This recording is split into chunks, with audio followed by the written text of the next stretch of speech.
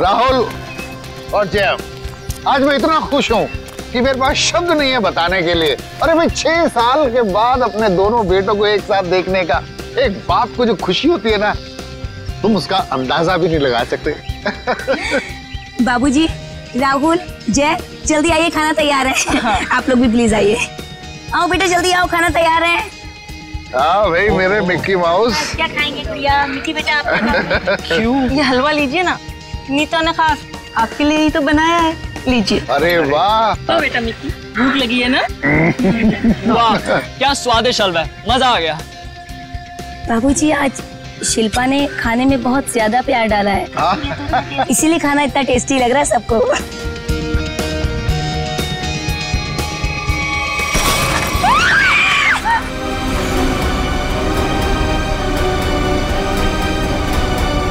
ये क्या?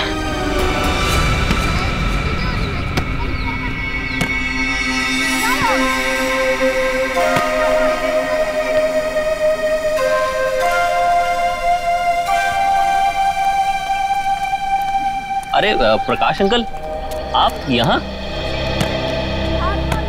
अंकल नमस्ते। नमस्ते अंकल। नमस्ते अंकल मैं तेज बीविंग में रहता हूँ। माफ करना बेटा, मेरा ध्यान कहीं और था। कोई बात नहीं। अंकल आप यहाँ धूप में अकेले बैठ के क्या कर रहे हैं? बेटा सुनील घर की चाबी देना भूल गया, पर फिक्र की कोई बात नहीं, वो आता ही होगा। अंकल तो हम सुनील जी को फोन लगा देते हैं, उन्हें तो आते आते शाम हो जाएगी। अरे नहीं, काम के वक्त उसको फोन करके परेशान मत करो। जैसी आपकी मर्जी अंकल, लेकिन कम से कम आप हमारे घर पे आके इंतजार कर लीजिए। नहीं मुझे चलेगा, मुझे अकेला छोड़ दो।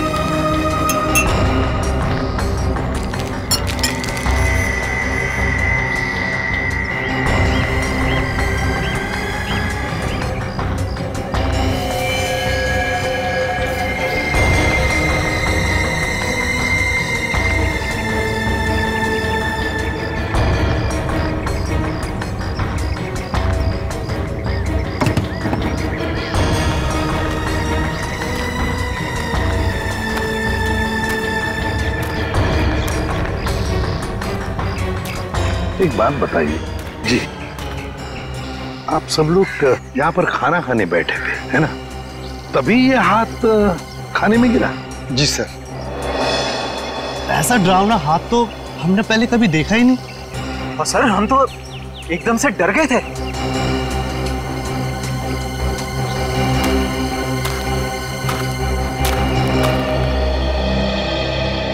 सर आपने हाथ तो देखा ही ना सर, गला नहीं है लेकिन खून पूरी तरह से सूख चुका है। बहुत बुरी हालत से काटा है ये हाथ। अगर ये हालत इस हाथ की है, वही सोच रहा हूँ जिसका ये हाथ काटा गया है उसके और शरीर के हिस्से का क्या किया होगा। सर क्या ये हाथ देख के हम पता नहीं लगा सकते कि ये आदमी का हाथ है या किसी औरत का हाथ है? ये तो साळुंखे बताएगा, उसका काम है।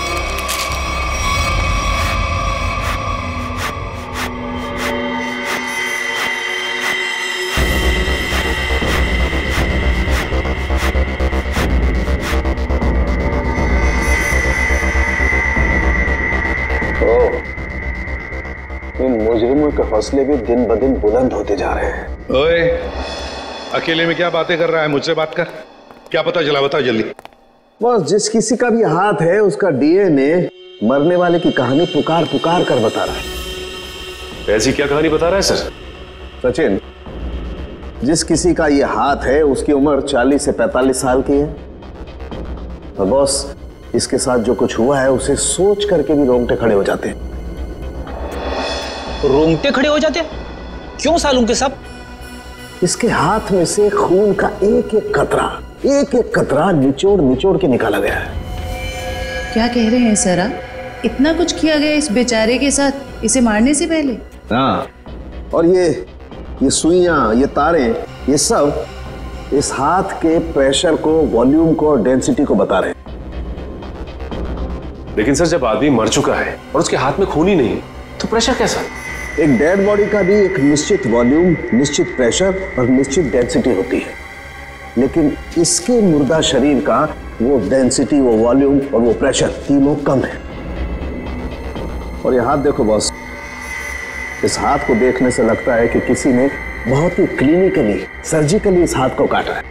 अच्छा, मतलब किसी ऐसे आदमी ने ये काम किया है जो मेडिकल के बारे में जानता है। शायद डॉक्टरी पेशे का हो सकता है, लेकिन ये है कौन, ये जानने से पहले हमें ये पता लगाना होगा कि ये हाथ किस आदमी का है। और ये हमें इस हाथ के ऊपर मिली अंगूठी ही बता सकती है। लेकिन सर उस अंगूठी को तो जंग लग गया था ना? हाँ, अंगूठी को जंग लग गया था, इसीलिए बॉस उस अंगूठी को ब्रिंजोन कार्बाइड नाम के केमिकल में डाला है ताकि जंग हट जाए और उस अंगूठी का असली रूप हमारे सामने आ जाए। एक मिनट।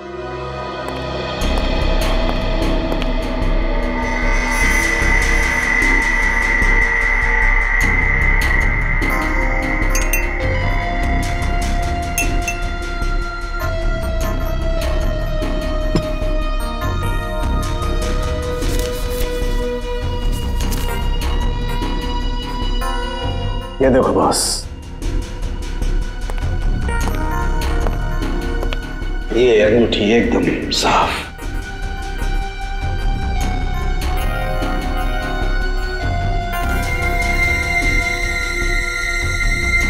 ये क्या है? इस अंगूठी के अंदर दो अल्फाबेट्स इनग्रेव किए हुए हैं, आर वी। सर, ये दो अक्षर आर और वी, इनसे कैसे पता चलेगा उस आदमी के बारे में? यही तो हमारा काम है ना फ्रेडी, पता लगाना। सिर्फ इन दो अक्षरों से, आर और वी। फ्रेडी, इससे भी छोटे सुराग से हमें पता चल सकता है मुजरिम कौन है। सर, हो सकता है ये आरवी मरने वाले के नाम का इनिशियल हो सकते हैं। और सचिन, ये भी हो सकता है कि वो इनिशियल्स आर वी पत्नी के भी हो। वो अंगूठी शायद शादी की अंगूठी हो। सर, एक और बात, वो अंगूठी प्लैटिनम में बनाई गई थी। सर, ऐसी अंगूठियां आसानी से बाजार में मिलती नहीं है, खास ऑर्डर देकर बनवाई जाती है। बिल्कुल सही। बस उस अंगूठी का फोटोग्राफ शहर में जितने भी जौहरी है उन सबको भेज दो। पता चल जाएगा किस जौहरी ने वो अंगूठी बनाई थी और किसके लिए। R V. Yes sir.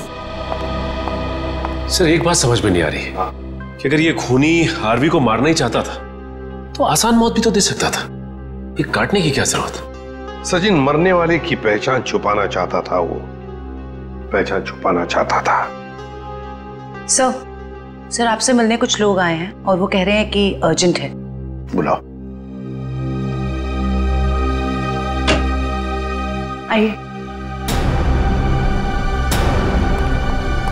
नमस्ते सर। आइए, बताइए क्या बात है? सर, एक बहुत ही बड़ी मुसीबत आ गई है, बस आप ही हैं जो हमारी मदद कर सकते हैं। मुसीबत? कैसी मुसीबत? सर, हम लोग मोतीलाल नगर की रोज सोसाइटी से आए हैं। हमारे बिल्डिंग में एक बुजुर्ग रहते थे, प्रकाश जी। रहते थे मतलब? क्या आप नहीं रहते? सर, कल तक तो थे। सोसाइटी के पार्क में बैठे हुए देखा था हमने उन्हें, बोरिया बिस्तर बांध के बैठे थे। तो आप लोगों ने जाकर उनसे पूछा नहीं कि क्या बात है, क्या तकलीफ है, हैं? पता नहीं सर, हमने उनसे पूछा तो कुछ अजीब सा बड़बड़ाने लगे। सर, उनके बाहर बैठने की कुछ ना कुछ वजह जरूर है। क्या वजह हो सकती है? सर, उनका सौतेला बेटा सुनील बहुत ही ज्यादा बदतमीज और झगड़ालू किस्म का इंसान है वो। सर, हमें लगता है उसी ने ही सामान सहित अपने पिता को घर से बाहर निकाल दिया है। पता नहीं कहाँ होंगे वो। हो सकता है वो अपने ही घर वापस चले गए हों। घर में चेक किया आपने? हम लोग गए थे वहां पे, वो वहां नहीं थे और हमने सुनील से पूछा तो उसने बोला कि उसे पता नहीं है। सर, उससे उनकी कोई परवाह नहीं है। सुनील? हेलो, हाँ, कहाँ पे? एक मिनट, आप क्या नाम बताया आपने? मालती? ठीक है, देखिए आप लोग चिंता मत कीजिए, आप सिर्फ उनकी फोटो भिजवाइए हमें, हम देखते हैं। सर, मालती नाम की हाउसवाइफ इंदिरा नगर से गायब है सर। इंदिरा नगर से मालती और मोतीलाल नगर से एक बुजुर्ग दोनों के दोनों गायब है। इन दोनों के घर जाना पड़ेगा, पूछताछ करनी पड़ेगी।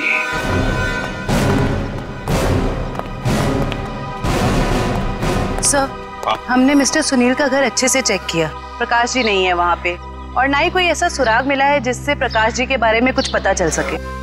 सर, मैंने कहा था ना कि मुझे कुछ नहीं पता कि वो कहाँ चले गए।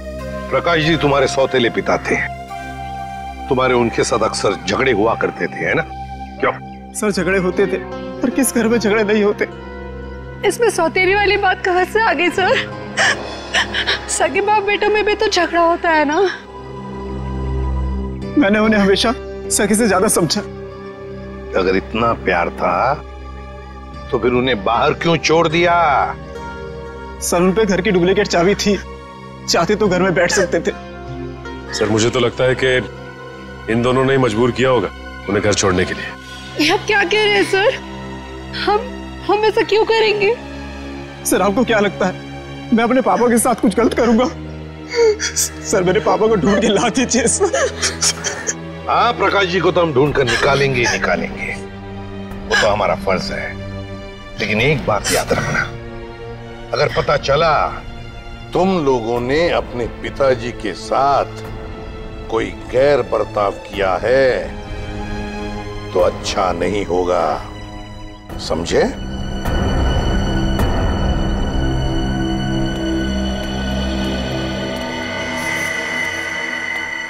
सर, ये वो लेटर है जो मालती छोड़ के गई थी। जरा बच्चों को अंदर लेके जाओ।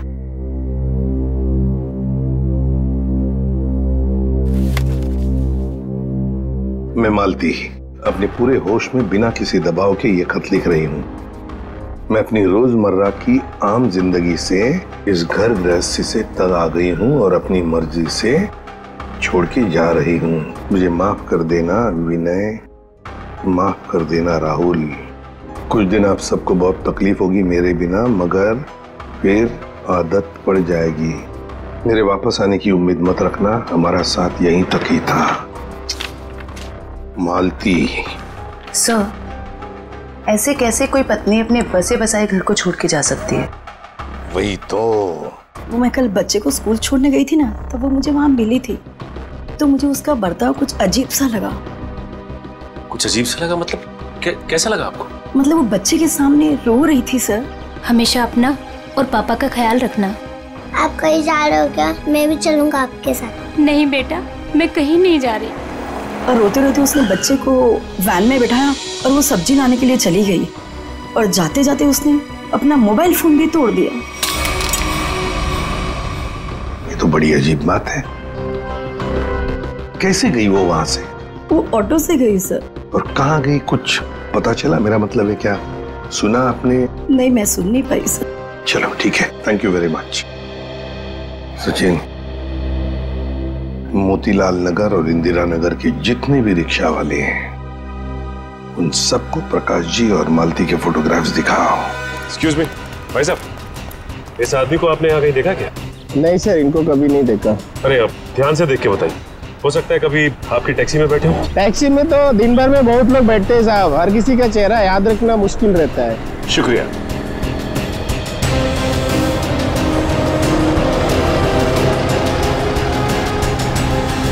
भाई साहब, आप देखिए इन्हें, कहीं देखा है आपने? इस बुजुर्ग आदमी को तो मैंने पिंजर की खाड़ी के पास छोड़ा था। पिंजर की खाड़ी?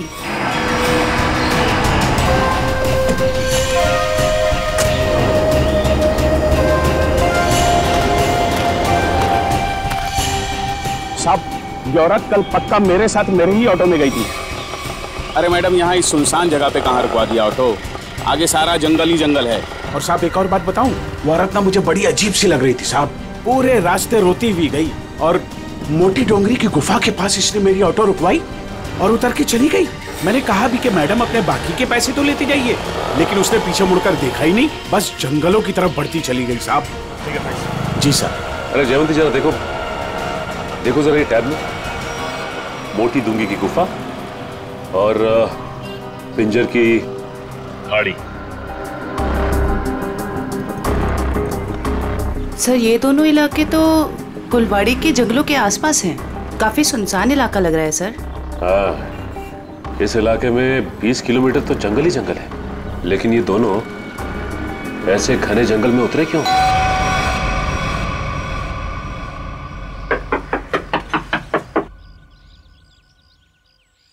बड़ी अजीब बात है, रिंग पे आरवी गुदा है और नाम हितेन कुमार। हो सकता है इस घर के किसी और सदस्य के नाम के इनिशियल्स हों ये, क्योंकि उस जौहरी को पूरा यकीन था कि इस रिंग का ऑर्डर इसी घर में से किसी ने दिया है। जी कहिए। नमस्ते, हम सीआईडी से हैं। सीआईडी? अंदर आइए।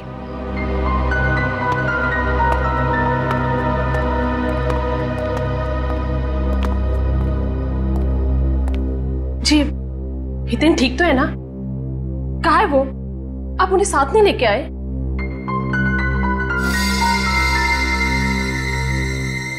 क्या आप इस अंगूठी को पहचानती हैं?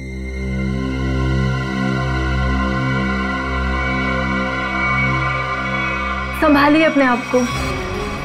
मैम ये लीजिए।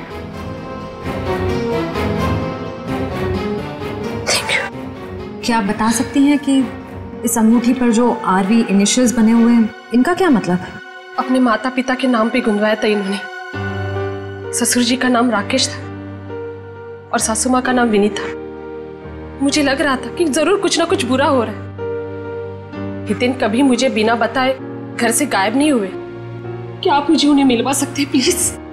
मैम दरअसल हमें उनका कटा हुआ हाथ। बस कुछ मत बताइए, मैं और कुछ सुन नहीं सकती। मैं जानती थी हितेन जिस राह पे चल रहे हैं उसका अंत अच्छा नहीं होगा। हमें भी पता चल चुका है कि वो किसी गलत काम में शामिल थे, इसलिए आपने उनके गायब होने की रिपोर्ट नहीं दर्ज कराई। क्या आप प्लीज हमें पूरी बात साफ साफ बताएंगी? दरअसल इन्होंने अपने कंपनी से 10 करोड़ का घोटाला किया था। 10 करोड़ का घोटाला? इन्होंने वो पैसे कहीं और काम पर लगाए। पैसे तो डूब गए, लेकिन जब कंपनी ने उनके पास पैसे की डिमांड की तो उनके पास पैसे देने के लिए फूटी कौड़ी भी नहीं थी। फिर क्या, कंपनी ने इनके ऊपर केस कर दिया। हमारा घर नीलाम होने के कगार पर आ गया। मुझे लगा शायद इसलिए 3 दिन पहले घर से गायब हो चुके हैं। और इसलिए आपने उनके गायब होने की रिपोर्ट दर्ज नहीं कराई? नहीं, दरअसल अचानक मुझे इनके कंपनी से कॉल आया, किसी ने कंपनी की रकम चुकता कर ली है। मैं खुश हो गई कि शायद ही अब वापस आएंगे। एक मिनट, वो 10 करोड़ रुपए जो हितेन ने कंपनी से चुराए थे वो किसी और ने चुकते किए? किसने? पता नहीं, किसी ने इनके कंपनी के अकाउंट में वो रकम डलवा दी थी और एक चिट्ठी छोड़ी कि ये रकम वही है जो हितेन ने उनकी कंपनी से ली थी। बड़ी अजीब बात है मैम, कोई और हितेन के पैसे क्यों चुकाएगा, वो भी 10 करोड़? इसके पीछे जरूर कोई गहरा राज है। मैम, आपके रिश्तेदारों ने या दोस्तों ने हितेन को ढूंढने की कोशिश नहीं की? कोशिश की न, हितेन की गाड़ी भी मिली कुलवाड़ी जंगल के पास, लेकिन हितेन का कुछ पता ही नहीं चला। कुलवाड़ी जंगल।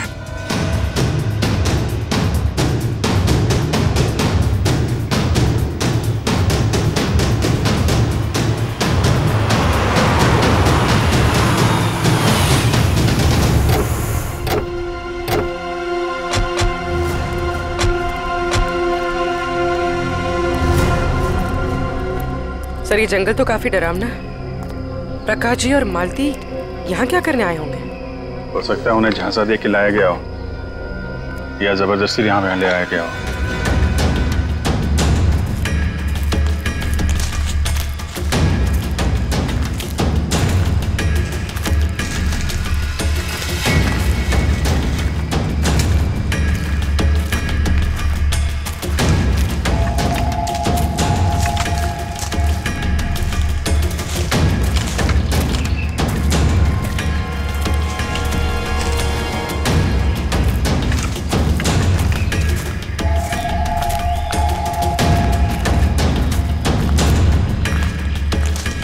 अभिजीत, वो देखो।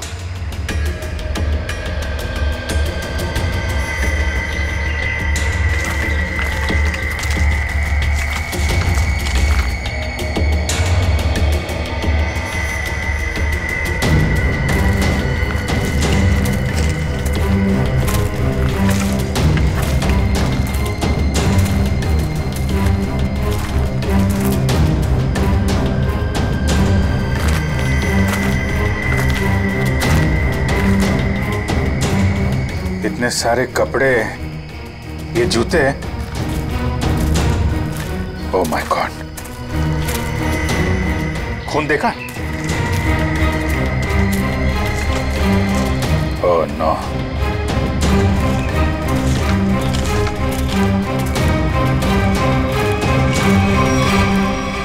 ये खोपड़ियां, ये हड्डियां, ये जंगल के अंदर चल क्या रहा है?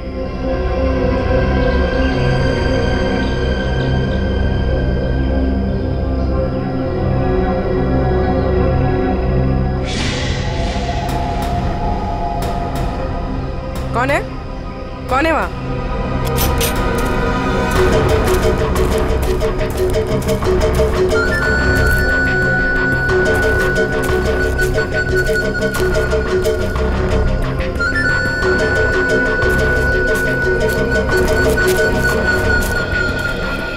क्या हुआ? वहां तो कोई नहीं है सर। सर वहां पे कुछ था सर। सुनसान जंगल में कौन हो सकता है? ये तो सारे कपड़े, जूते और ये हड्डियों को देखकर लग रहा है कि अलग अलग उम्र के लोगों को शिकार बनाया गया है। बहुत खतरनाक अपराधी है, मासूम भोले भाले लोगों को यहाँ बुला के मार डालता है।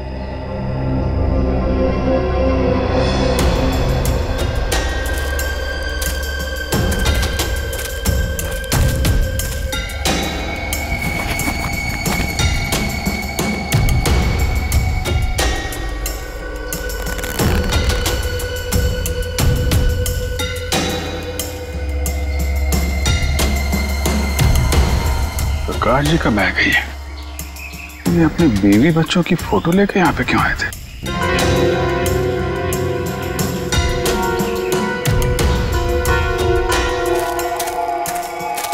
ए रुको! क्या हुआ? सर वहां पर कुछ अजीब सा था सर। गाड़ी की आवाज सर, जंगल में कोई आया है। तुम लोग देखो जरा जाके।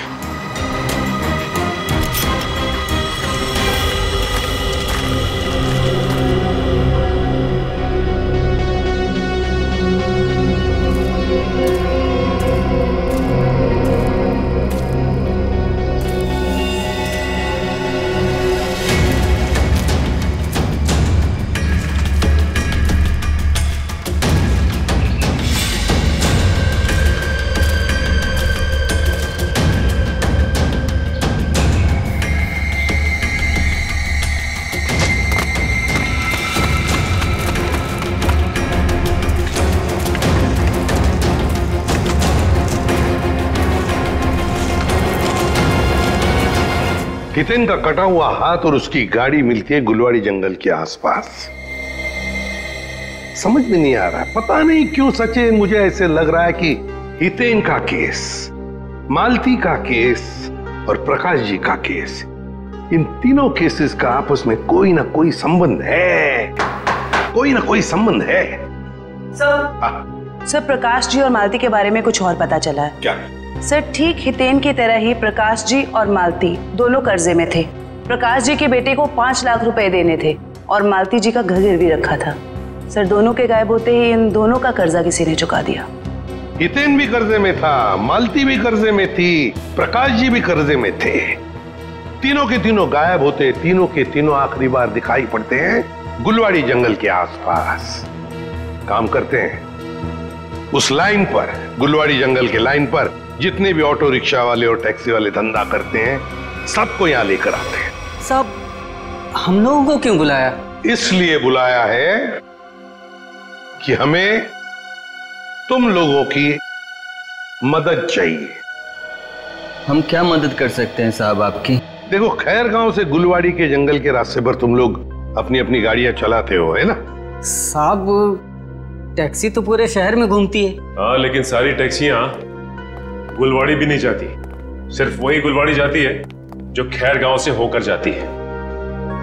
हाँ साहब, गुलवाड़ी पर आकर तो रास्ता ही खत्म हो जाता है, उसके बाद तो घना जंगल आता है साहब। बस तो उसी जंगल के बारे में हम लोग जानना चाहते हैं। वैसे वो रास्ता बहुत सुनसान है ना? हाँ साहब। तो फिर ऐसे सुनसान रास्ते पर ज्यादा लोग तो जाते नहीं होंगे, गिने चुने ही लोग जाते होंगे, है ना? हाँ साहब, बिल्कुल। तो एक बात बताओ, पिछले 2-3 महीनों में क्या तुम लोग किसी पैसेंजर्स को उस रास्ते पर लेके गए थे? याद करो। हाँ साहब, मुझे याद है साहब। मैंने पिछले 3 महीनों में उस रास्ते पर 2 अलग अलग लोगों को छोड़ा है। मैंने भी एक सवारी को छोड़ा था साहब पिछले महीने। साहब, पिछले महीने मैंने भी एक सवारी छोड़ी थी। वो एक आदमी था।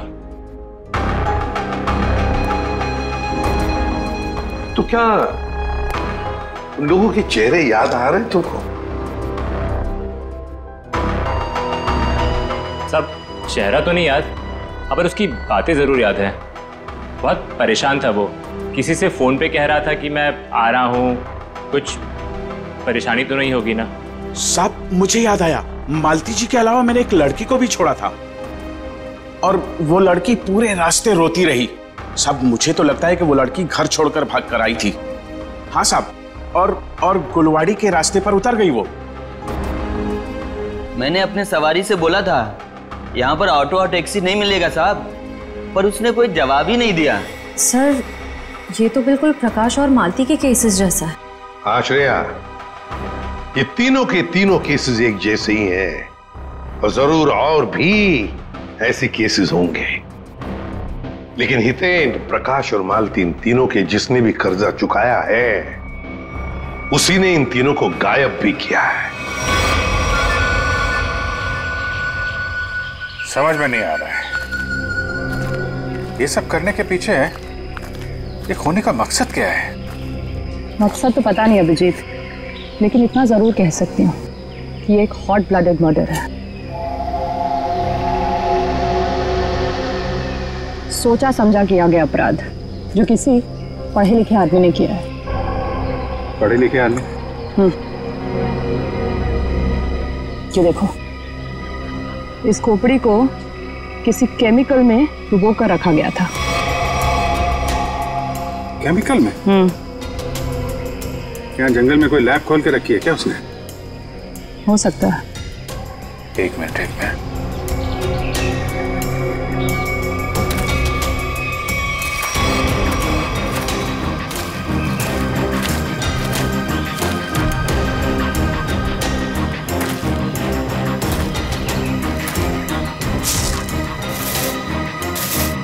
ये देखा? जंगल में पाइप कैसे आ गई?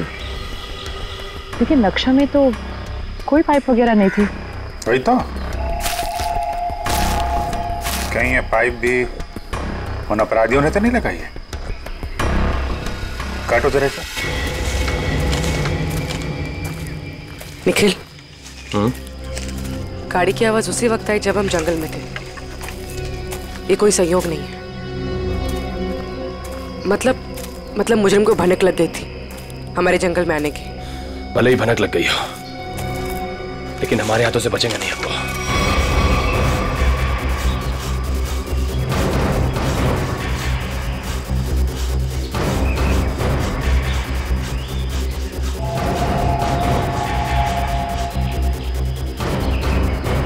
बदबू आ रही है। खून? पाइप में खून है? लोगों को मार के, उनकी लाशों को काट के इस पाइप में से खून भेजा जा रहा है।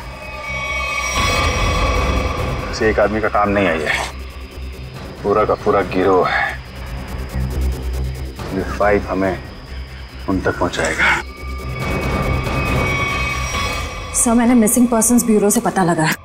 सर जंगल के पास जो जो लोग गायब हुए थे वो सब कर्जे में डूबे हुए थे। जो जो लोग उस गुलवाड़ी जंगल में गायब हुए सब कर्जे में डूबे हुए हैं। तो मतलब मेरा शक सही था।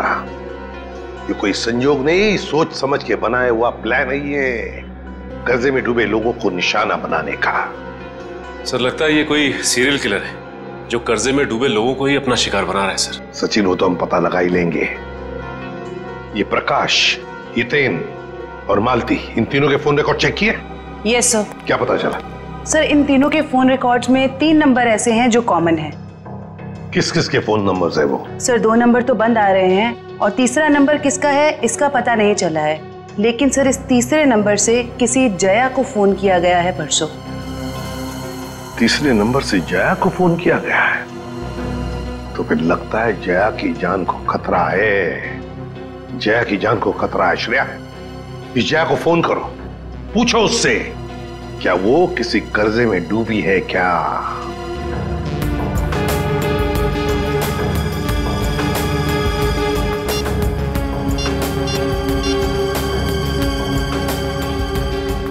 जया? निखिल, ये देखो टायर के निशान। टायर के निशान? अगर टायर के निशान यहाँ है तो गाड़ी भी कहीं आसपास होनी चाहिए।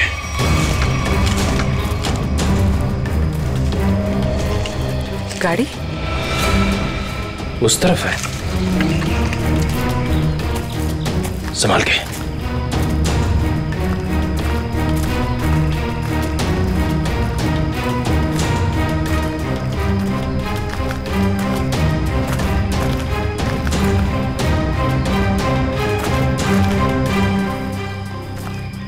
यहाँ तो आसपास कोई नहीं है।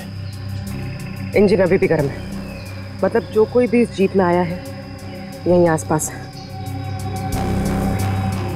इतने सारे डब्बे?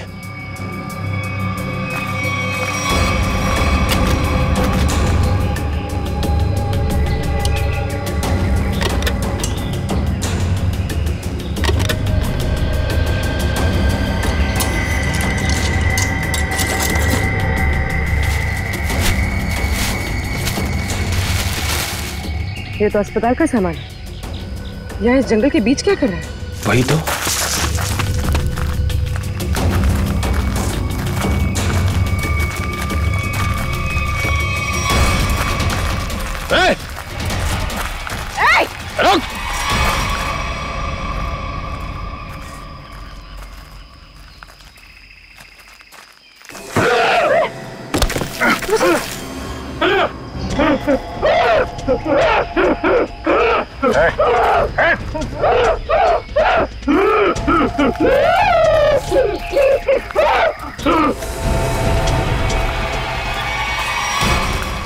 रुक!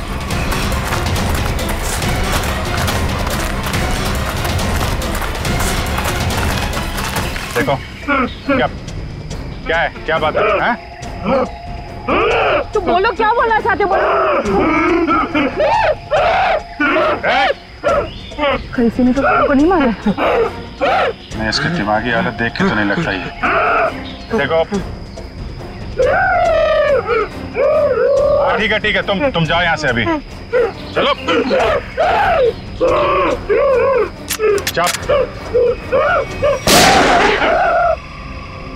तुमने गोली क्यों मारी? वो बेचारा डर के भाग गया। वापस आके इसको बचा लेंगे। पहले प्रकाश और मालती को बचाना जरूरी है, कहीं उनकी भी ऐसी हालत ना हो जाए।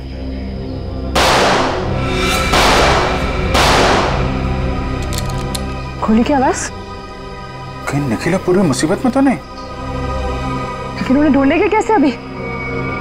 जिधर से गोली की आवाज आई है उधर। देखो प्लीज, जब तक मुझे पैसे नहीं मिलेंगे तुम फोन पे ही रहना।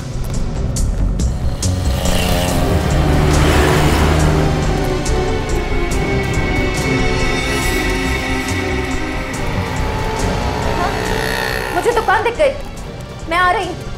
नहीं, तुम फोन मत रखना प्लीज प्लीज, मैं पहुंच गई।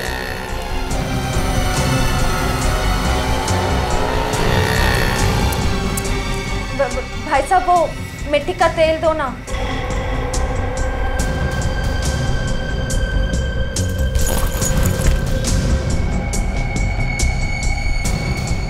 मैं सीआईडी ऑफिसर हूँ। सीधे से बता दे किसके इशारे पे तूने मुझे बैग दिया, वरना ससुराल की सैर करनी पड़ेगी। वो जा रहा है, नीली कमीज वाला, फोन पर। मयूर ऋषिता, वो ब्लू शर्ट वाला। बस बस बस बस, बहुत घूम लिया। तुम?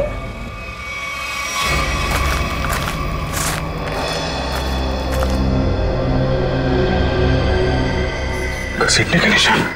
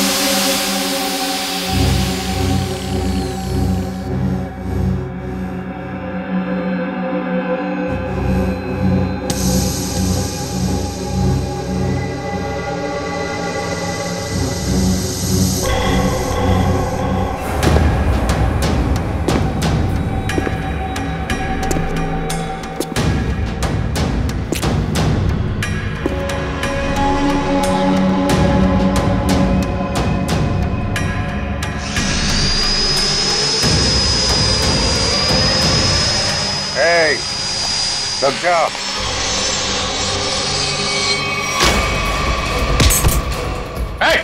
रुक जाओ, नहीं तो इसकी खोपड़ी उड़ा दूंगा।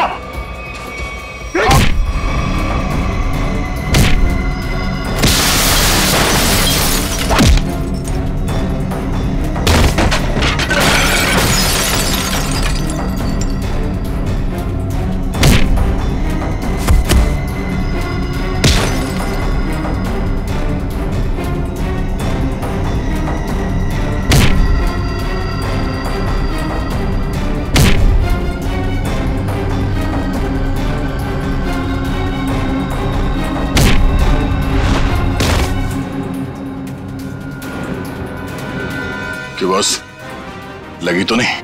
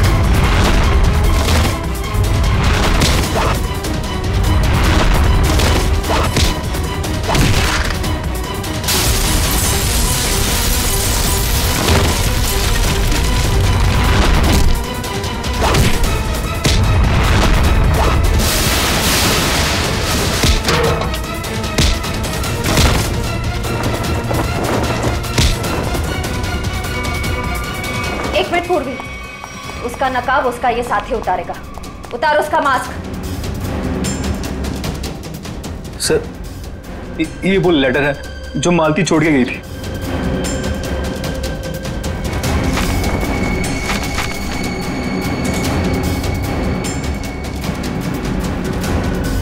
आप क्या कह रहे हैं सर? हम ऐसा क्यों करेंगे? पैसों की लालच में तुम इतनी गिर गई, तुमने इंसानियत को शर्मसार कर दिया। यहाँ तक कि अपने पिता समान ससुर तक को नहीं छोड़ा तुमने।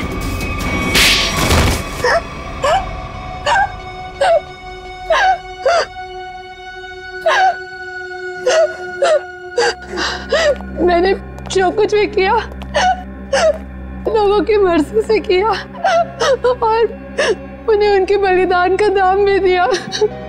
गलत। लोगों की मजबूरी का नाजायज फायदा उठाया तुम लोगों ने। उनके शरीर के अंगों का काला कारोबार कर रहे थे तुम लोग। क्यों? क्योंकि आपकी सरकार ने मेरा डॉक्टर का लाइसेंस कैंसिल कर दिया था। कमाल है, तुम्हारा लाइसेंस रद्द कर दिया तो तुमने लोगों को मारना शुरू कर दिया।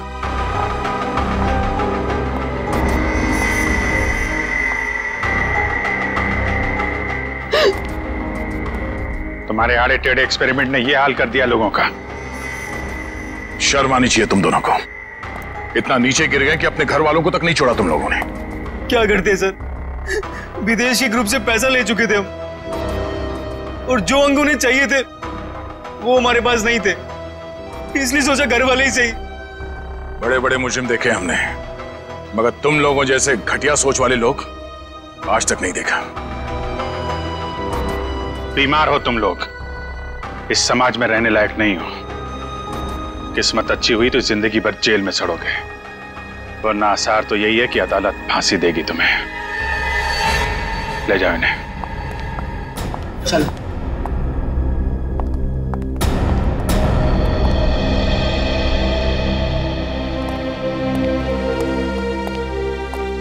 इनका किसी अच्छे अस्पताल में इलाज करवाते हैं। चलो।